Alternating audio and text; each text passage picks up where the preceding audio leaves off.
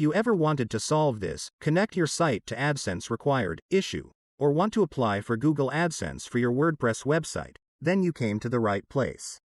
In this video, we will learn how to connect your site to AdSense properly. First, let's go. You need to paste the website address here. Just go. This time you need to verify your website. They want to know that this is actually your website. They give two options for you. One is AdSense code snippet, and another is the ads. Go to your WordPress admin dashboard.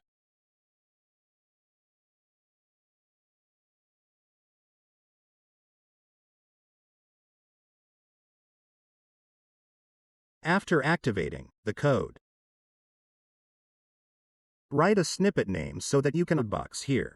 Paste the code you copied. Then press save.